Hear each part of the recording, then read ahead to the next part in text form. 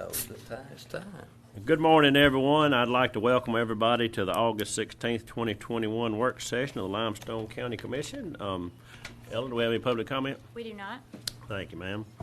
Today we have no resolutions and orders. Under contracts, agreements, and grants, we have first grant on here will be to approve the Digital Information Cooperative Agreement with Alabama Department of Transportation for a FHYA grant in the amount of $10,000 to be applied toward the completion of the 2021 photography and mapping project with the ALDOT's Part 8,000 and the county's 2,000. Any discussion with that?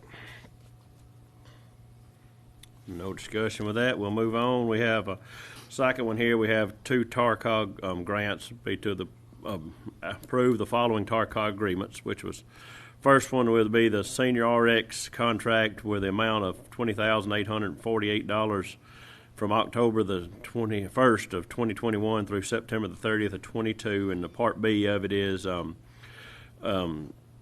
contract in the amount of $129,530 from October the 1st, 2021 through September the 30th of 2022. Is any discussion with either one of those? All righty. No discussion with either one of those. We'll move on to the third one on here. Will be to approve the following Senior Community Service Employment Program host agency agreement with TARCOG. Part A of it will be the Alabama Department of Senior Services, and the Part B is a Center for Workforce. Any conversation with either one of those? Okay. All right, nothing with none of that. We'll move on. We have no budget revisions, no emergency purchases, no board appointments. Award of bids. We have one award of bids and for thatch road culvert replacement with Miller & Miller for $327,000. This will be for the culvert that Rebuild Alabama gave us the program on. Mark, do you have anything with that? No, I mean we received two proposals on it, two bids, and this was the lowest responsible. So this is Rebuild Alabama grant program. So we are going to be working. We should be by approval today. We should be able to submit for the reimbursement from the DOT, and then we are going to, like I said, we do have a few things that we'll try to do to bring this cost down some. To some value engineering type work that we can do, make change orders to work on. So we submitted this as in the exact format that the DOT from the HRIP program, and so like I said, we received bids on it, and we've got some value engineering that we're going to try to do to bring that price down. Mr. Chairman, that was applied for, what, 3 years ago, something like that? It's been a long drawn. We received the application we received the grant application last year. It was originally in the HRIP program, which was about 5 years ago. I think that kind of ended, and we didn't have the funds for it, so we applied when the Rebuild Alabama fuel tax came through. One of the grant programs was this Rebuild Alabama grant, and we applied for it last year. We received it last November, and so we've let this to contract now. Good deal. Got to be done within a year from now or something, isn't it? I mean, we had to get it awarded to contract, and then now we've got another year to complete it. So like I said, we're going to be working towards getting that completed. What kind of time frame was allowed for it? Was it or was it?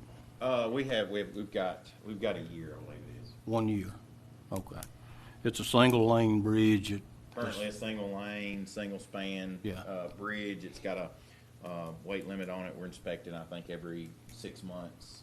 We've got an inspection on it. So this will do away with that 6 month inspection and put us on a 2 year cycle. So Okay. Thank you, Mr. Chairman. All right. Any more discussion with it? All right, no more discussion with it. We'll go on to personnel action. We have 4 items on here, and I'll just go through them all, and then we'll talk about it at the end. First one on here would be to approve to hire Kelly Adams as a GIS specialist. Second on here would be to approve to hire Nathan Kobe McNatt as a corrections officer pending a drug screening.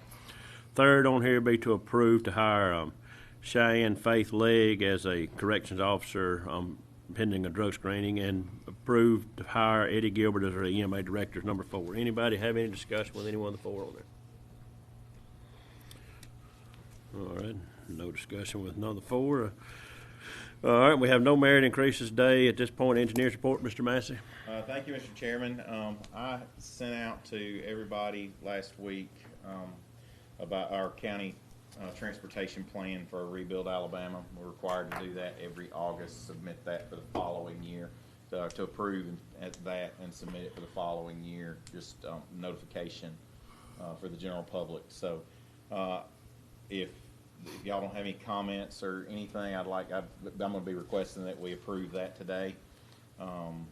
I think it includes Snake Road. It's Snake Road and 7 Mile Post Road, and that would be Snake Road from Wright to Fielding, 7 Mile Post from 72 to New Cut, Sandlin Road from Elkmont town limit to the interstate, McKee from 251 to the county line, and then Capshaw from Mooresville to East Limestone. So it'd be a big plan for next year. So, like I said, with your approval today, we'll get that advertised as we're required to by that Rebuild Alabama Act. Mark, the Sandlin Road project is a federal project, isn't it? No, it's Rebuild Alabama. It is Rebuild Alabama? Yeah, it's federal aid exchange through the Rebuild Alabama Act. Okay. So yeah, we get $400,000 a year in federal aid exchange funds, and that rotates between districts is how we've agreed to do that. And so this year, District 1 gets that. So yeah, it's the federal aid exchange program, but it's part of the Rebuild Alabama Act. Okay. So, they've done away with the A-trip stuff. That's right. And then I also have 3 subdivisions for your consideration. High Cotton subdivisions, minor subdivision for preliminary and final. Creating 3 new lots in District 2. This is on the southwest corner of Capshaw Road, McCulley Mill. Lonniedale subdivision phase 2, the developer would like to replat lots 17 and 18. So it's a minor subdivision, and it'll be for preliminary and final. Taking those 2 lots and turning them into 3 in District 2. It's located, closest address is 23390 St. John Road. And then Lonniedale subdivision phase 4. This is a major subdivision, so it's for preliminary only, creating 22 new lots in District 2. Closest intersection, it's Newbie Chapel Road and St. John Road. District 2 is the big winner today. Full house, man. Yes, and that is all that I have for your consideration today. Anybody have any discussion or anything you want to talk to Mark about today? All right. I guess with that, you get off light today. We're moving on further. Other business be to approve to transfer, which is listed below, the 2 trucks. One of them from District 2 to engineering, and the other one from engineering to District 2. And that's the truck that Ben Pepper had drove, the foreman's truck, and so we just transferred them back and forth. So, any discussion with that? No discussion with that. We'll no scheduled public hearing. Report of officers, Commissioner Samet. I don't have anything at this time, Mr. Chairman. All right, thanks, sir. Commissioner Barksdale. I do, Mr. Chairman. I have a statement I'd like to read. Okay. I think all of us agree that there's a desperate need for additional road funding. We are either going to have to use the funds designated for roads on roads instead of transferring it to the general fund to subsidize other county funding needs, or we are going to have to secure additional funding. Continuing to underfund roads at substantially less than the yearly deterioration rate is unacceptable to me. This year, we transferred $2,850,000 of road funds to the general fund. This means that we assigned everything in the general fund a higher priority than our roads.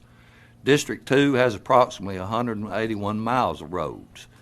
If an asphalt road lasts 15 years, we should be paving 12 miles of road per year just to keep up with the deterioration rate, and that is not even considering the need for traffic control or turn lanes. We're actually paving only around 5 miles per year.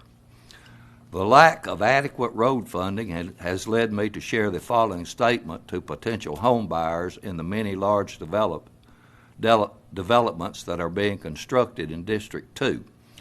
While we welcome new residents and embrace growth, I feel that it is important to be forthcoming about the situation. If you're a potential home buyer in a development in District 2, you should be aware of the following. There is limited road improvement money available. If the development that you are interested in needs road repairs or traffic control, and the developer doesn't meet those needs, District 2 will not be taking money that was dedicated to other road improvement projects in order to meet those needs. The priority for the available money will be projects which will benefit the most District 2 residents. Gentlemen, we cannot continue to vote for our road funds to be used to subsidize budget shortfalls. Our roads are just as important as any department in the county and should have full department recognition when it comes to budgeting. We should budget our roads just as any other department according to needs. It is imperative that we assign a higher funding priority to our roads. I am open to suggestions and ideas from my fellow commissioners. Thank you, Mr. Chairman. Thank you, sir. All right, Commissioner Black? I have nothing. Thank you, sir. Commissioner Townsend? Thank you, sir. And I just want to thank everybody for attending today, and we will recess until 10 a.m.